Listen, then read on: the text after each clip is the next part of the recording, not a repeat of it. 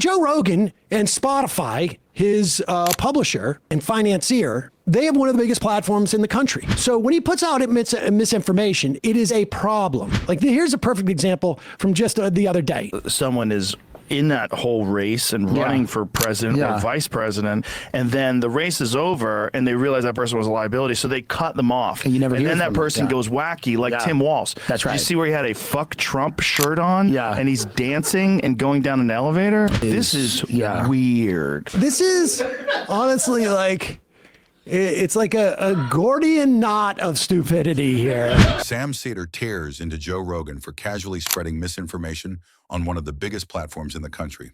He points out that Rogan, backed by Spotify's millions, could easily afford a fact-checking team, but instead lets sloppy mistakes and half-baked claims slide. In the clip, Rogan fumbles names, mixes up comedians with politicians, and even confuses presidential picks.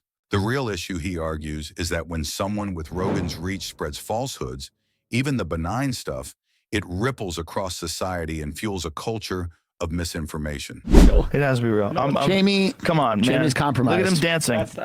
That is so real, Jamie. By the way, if this was real, he might have won. It's probably a real person. It might not be Tim Walz. The "fuck Trump" is AI generated. No, he slaps his ass. I mean, that is hilarious. My God. Rogan is so desperate to believe this is true. Yeah. That's spooky. So desperate. Like, he's literally arguing with the producer. So desperate to believe that this is true that all reason has completely left his brain.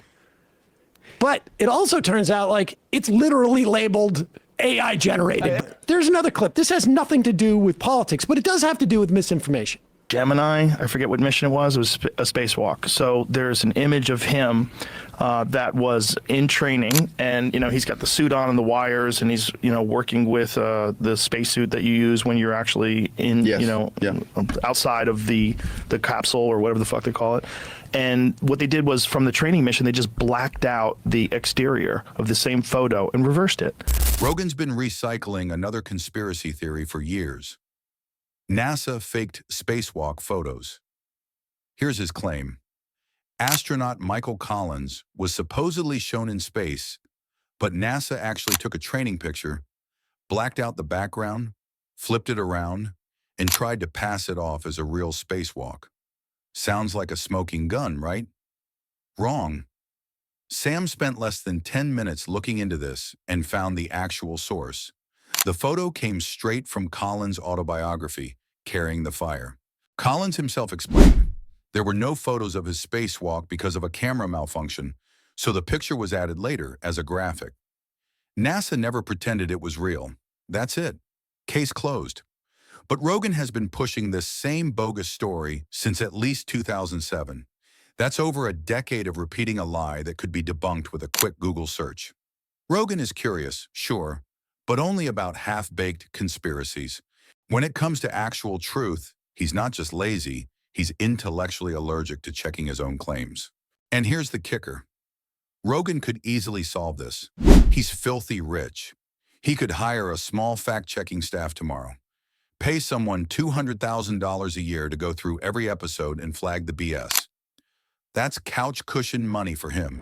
Rogan would not notice that $200,000. Like, it's in his couch cushion. Honestly, yes. Like, if I leave here with 2 quarters in my pocket and I get home and I'm like, hey, what happened to those 2 quarters I had? Like, it would have to be like a nickel and a dime. That's what it would be like for him. Sam makes the point beautifully. For Rogan, losing $200,000 would be like you or me losing a nickel. He wouldn't even notice, and yet he refuses. Why? Because lies, conspiracies, and nonsense make better content than truth. And when people call him out, he hides behind his favorite shield. I'm just a comedian. Yeah, a comedian with a $200 million megaphone and 19 million listeners. That's not comedy. That's misinformation at scale. So why does this matter? Because Rogan isn't just wrong, he's influential. He interviews presidents, billionaires, celebrities.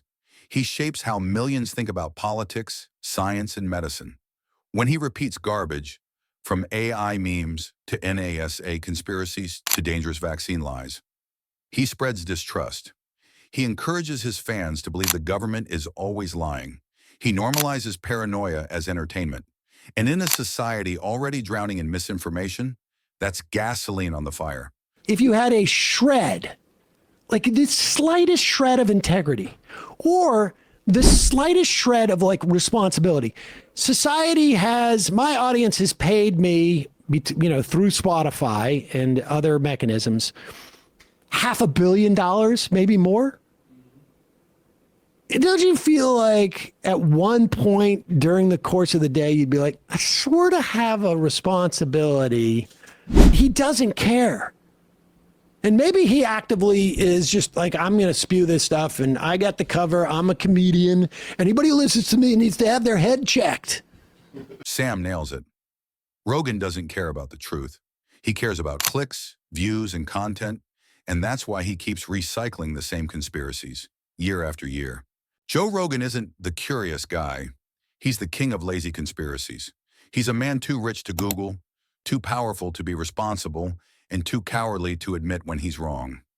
Sam makes it clear, if Rogan had even a shred of integrity, he'd check his facts before broadcasting them to millions. But instead, he chooses ignorance, because ignorance sells. And Spotify? They bankroll it. They give him cover. They call it entertainment, while misinformation spreads like wildfire. So the next time someone calls Joe Rogan a truth seeker, remember this. He fell for an AI ass-slapping video. He's been pushing a fake NASA photo for over a decade, and he has the resources to know better, but he doesn't care. Joe Rogan doesn't fight misinformation. He is misinformation. And Sam Seder's roast? It's the reminder we need. Curiosity without responsibility isn't curiosity at all. It's just stupidity with a spotlight.